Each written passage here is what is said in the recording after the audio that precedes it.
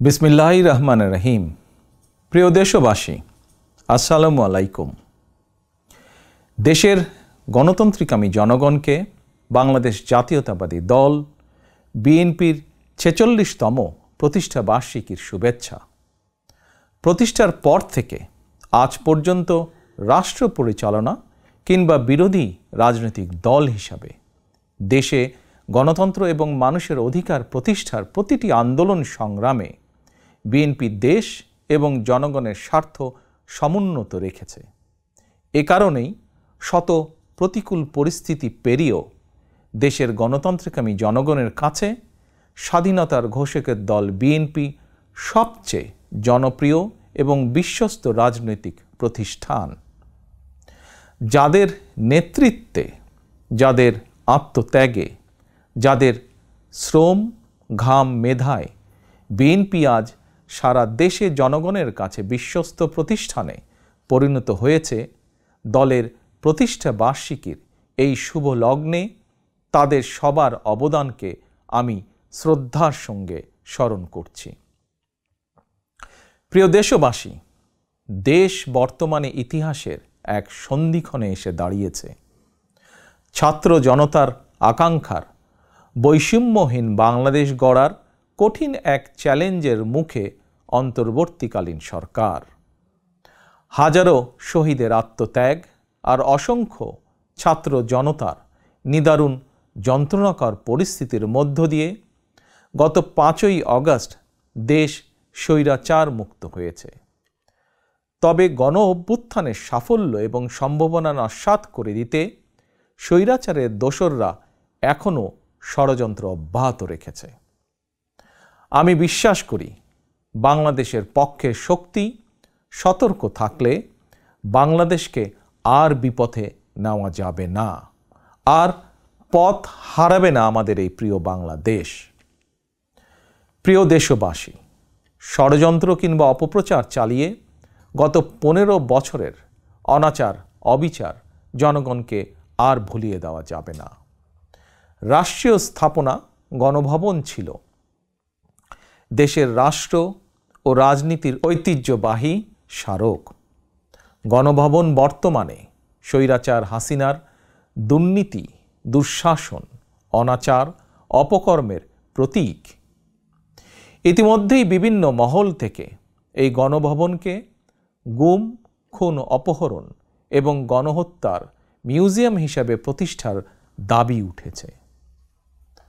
২০০৯ সালের পিলখানায় সেনা হত্যা থেকে শুরু করে ২০১৩ সালের শাপলা চত্বর হত্যাকাণ্ড, ২০১২, ২০১৪, ২০১৫, ২০১৮, ২০২২ এবং ২০২৩ সালে গণতন্ত্র পুনরুদ্ধার আন্দোলনের সময় গুম ও বিচার বহির্ভূত হত্যাকাণ্ড, ২০১৮ সালের কোটা বিরোধী আন্দোলন এবং নিরাপদ সড়ক আন্দোলনে, ২০২৪ সালে গণ অভ্যুত্থানে শহীদ এবং গুম হওয়া মানুষদের স্মৃতিগুলো এই মিউজিয়ামে সংরক্ষিত থাকবে।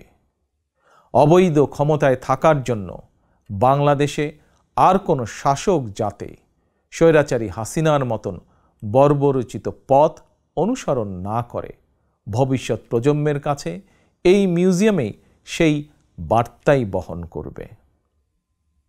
প্রিয় দেশবাসী, অন্তর্বর্তীকালীন সরকার যখন গণ অভ্যুত্থানের আকাঙ্ক্ষা বাস্তবায়নের পথে রয়েছে, এমন সময় হঠাৎ করেই চাপিয়ে দেওয়া বন্যা পরিস্থিতি দেশের পূর্বাঞ্চলের বিস্তীর্ণ অঞ্চল গ্রাস করে নিয়েছে।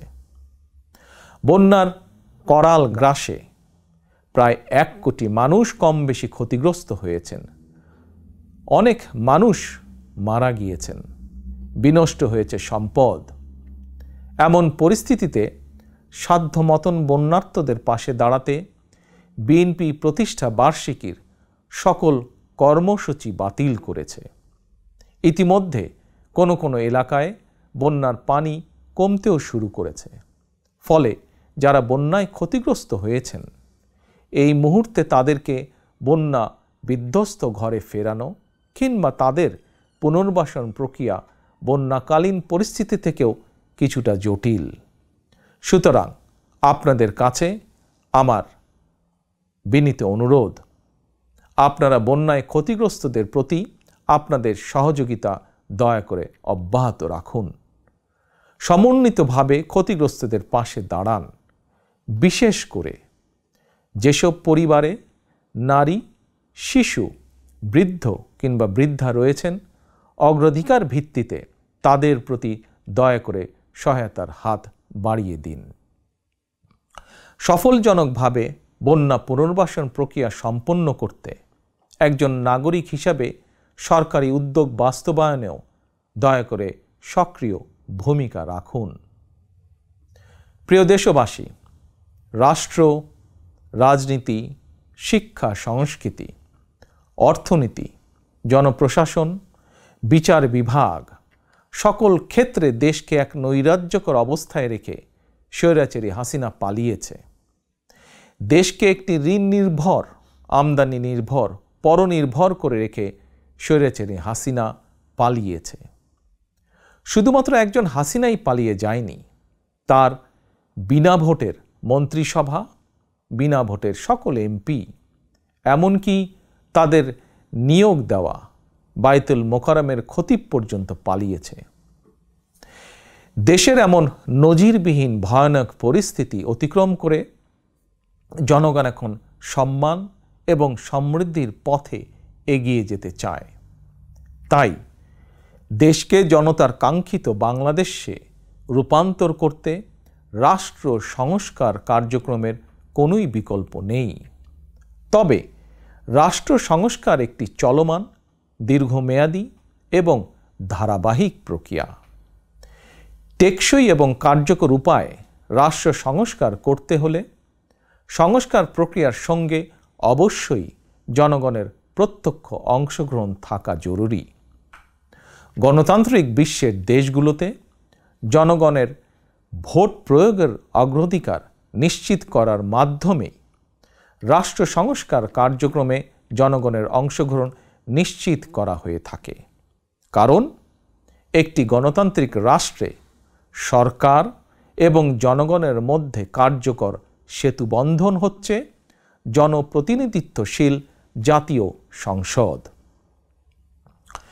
প্রিয় দেশবাসী, জনগণের লুণ্ঠিত ভোটের অধিকারকে পুনঃপ্রতিষ্ঠিত করে একটি জনপ্রতিনিধিত্বশীল সরকার প্রতিষ্ঠার লক্ষ্যে রাষ্ট্র সংস্কারে প্রথম পদক্ষেপ হিসাবে অগ্রাধিকার ভিত্তিতে নির্বাচন কমিশন, আইন শৃঙ্খলা বাহিনী, জনপ্রশাসন, দুদক সহ সাংবিধানিক প্রতিষ্ঠানগুলো সংস্কার কিংবা পুনর্গঠন জরুরি। সেই লক্ষ্য অর্জনে অন্তর্বর্তীকালীন সরকার তাদের পরিকল্পনা অনুযায়ী রাষ্ট্র সংস্কার কার্যক্রম এগিয়ে নিচ্ছে বলে আমরা মনে করি। সুতরাং জনগণের প্রত্যক্ষ ভোটে একটি জনপ্রতিনিধিত্বশীল রাষ্ট্র এবং সরকার গঠনের লক্ষ্যে দেশকে নির্বাচনী রোডম্যাপে তোলার জন্য প্রয়োজনীয় রাষ্ট্র সংস্কারের জন্য জনগণ অন্তর্বর্তীকালীন সরকারকে সব রকমের সহায়তা করতে প্রস্তুত। প্রিয় দেশবাসী, আমি মনে করি, আমাদের দল বিএনপি মনে করে, রাষ্ট্র সংস্কারকে কার্যকর করতে হলে দেশের রাজনৈতিক দলগুলোর দৃষ্টিভঙ্গি এবং কার্যক্রমেও স্বচ্ছতা নিশ্চিত করার বিষয়টিও উপেক্ষা করার কোনোই সুযোগ নেই। সে লক্ষ্যেই 2023 সালের জুলাই মাসে রাজনৈতিক দল হিসাবে বিএনপি রাষ্ট্র সংস্কারের পাশাপাশি দলীয় রাজনৈতিক সংস্কার কর্মসূচি ঘোষণা করেছে। বিএনপি সকল মত ও পথের সমন্বয়ে বাংলাদেশি জাতীয়তাবাদের ভিত্তিতে একটি অন্তর্ভুক্তিমূলক, বৈষম্যহীন ও সম্প্রীতিমূলক সরকার প্রতিষ্ঠা, নির্বাচনকালীন দল নিরপেক্ষ তত্ত্বাবধায়ক সরকার ব্যবস্থা প্রবর্তন, রাষ্ট্রীয় ক্ষমতা ভারসাম্য প্রতিষ্ঠার লক্ষ্যে নির্বাহী বিভাগ, আইন বিভাগ ও বিচার বিভাগের ক্ষমতা, দায়িত্ব ও কর্তব্যের সমন্বয় করা, পরপর 2 টার্মের বেশি কেউ প্রধানমন্ত্রীর দায়িত্ব পালন না করা, উচ্চ কক্ষ বিশিষ্ট আইনসভা প্রবর্তন, এমনকি সংবিধানের 70 অনুচ্ছেদ সংশোধন করার বিষয়েও পরীক্ষা নিরীক্ষা করাসহ রাষ্ট্র সংস্কারের জন্য 31 দফা রূপরেখা দিয়েছে। আমি মনে করি, আমাদের দল বিএনপি মনে করে, জনগণের কাঙ্ক্ষিত বাংলাদেশ গঠনের জন্য রাষ্ট্র ও রাজনীতি সংস্কারের বিকল্প নেই। দীর্ঘমেয়াদী রাষ্ট্র সংস্কার কার্যক্রমগুলো জনগণের প্রত্যক্ষ ভোটে নির্বাচিত সরকারের মাধ্যমে হলে সেটি বেশি কার্যকর বলে জনগণ বিশ্বাস করে এবং গণতান্ত্রিক বিশ্বেও এটি স্বীকৃত। প্রিয় দেশবাসী, আমাদের আর পেছনে তাকানোর কোনোই সুযোগ নেই। পলাতক স্বৈরাচার জাতীয় জীবনের 15টি বছর কেড়ে নিয়েছে। সেই দুঃস্বপ্নকে দূরে ঠেলে দিয়ে দেশের জনগণের সামনে একটি বৈষম্যহীন, নিরাপদ, মানবিক বাংলাদেশ গড়াই বিএনপির আগামী দিনের লক্ষ্য।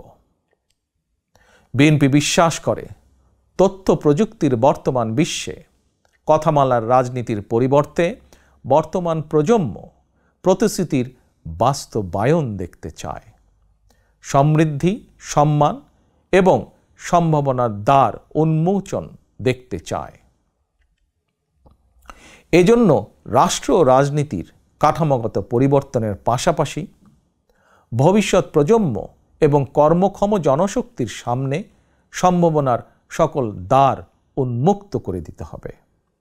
নৈতিক মূল্যবোধ এবং কর্মমুখী শিক্ষানীতির পাশাপাশি দেশে বিদেশে কর্মসংস্থানের নতুন ক্ষেত্র তৈরি করতে হবে। বৈদেশিক কর্মসংস্থান নিশ্চিত করতে প্রয়োজনে অগ্রাধিকার ভিত্তিতে রাষ্ট্রীয় উদ্যোগে দক্ষ শ্রমশক্তি তৈরি করতে হবে। গণতন্ত্রকামী প্রিয় ভাই ও বোনেরা, এবার আমি সারা দেশে আমার দলের নেতাকর্মীদের উদ্দেশ্যে 2টি কথা বলতে চাই। আপনারাই বিএনপির প্রাণ। শত নির্যাতন, নিপীড়ন, হামলা, মামলা, হয়রানির শিকার হয়েও আপনারা জাতীয়তাবাদের আদর্শ বিচ্যুত হননি। আমি জানি, অতীতে বছরের পর বছর ধরে আপনাদের অনেকেই মাফিয়া সরকার এবং তাদের দোসরদের দ্বারা নির্যাতন, নিপীড়নের শিকার হয়েছেন। তবে বর্তমান পরিবর্তিত পরিস্থিতিতে আপনাদের প্রতি আমার একান্ত অনুরোধ, অতীতে নির্যাতনের শিকার হওয়ার কারণে আপনারা কেউ দয়া করে প্রতিশোধ পরায়ণ হবেন না। কেউ দয়া করে নিজের হাতে আইন তুলে নেবেন না। বরং অন্যায় অবিচারের শিকার হলে আইনগত পদক্ষেপ নিন। তবে খেয়াল রাখবেন, কেউ যেন হয়রানিমূলক মামলা হামলার শিকার না হন। আপনাদের প্রতি আমার স্পষ্ট বার্তা, শক্তি কিংবা ভয় দেখিয়ে নয়, বরং ইনসাফ এবং উদারতা দিয়ে মানুষের মনকে জয় করুন, জনগণের ভালোবাসা অর্জন করুন। পরিশেষে বিএনপির 46তম প্রতিষ্ঠা বার্ষিকীর এই শুভ লগ্নে আমি বলতে চাই, স্বাধীনতার ঘোষকের প্রতিষ্ঠিত দল বিএনপিকে mother of democracy Begum Khaleda Zia দেশের 87,000 গ্রামের প্রতিটি ঘরে ঘরে পৌঁছে দিয়েছেন। সেই দলের পতাকা এখন আমার, আপনার, আমাদের হাতে। এই পতাকা এখন শুধু বিএনপির দলীয় পতাকাই নয়, বরং এই পতাকা এখন দেশ এবং জনগণের স্বাধীনতা ও অধিকার রক্ষার প্রতীকে পরিণত হয়েছে। সুতরাং যারা এই পতাকার মর্যাদা সমুন্নত রাখতে চান, তারা কোনো প্রকার অনৈতিক কিংবা অনধিকার চর্চায় লিপ্ত হবেন না।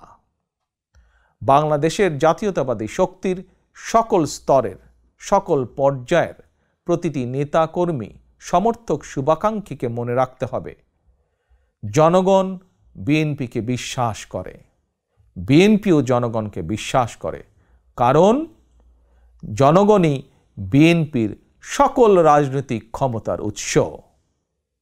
আল্লাহ হাফেজ। বাংলাদেশ জিন্দাবাদ, বাংলাদেশ জাতীয়তাবাদী দল জিন্দাবাদ।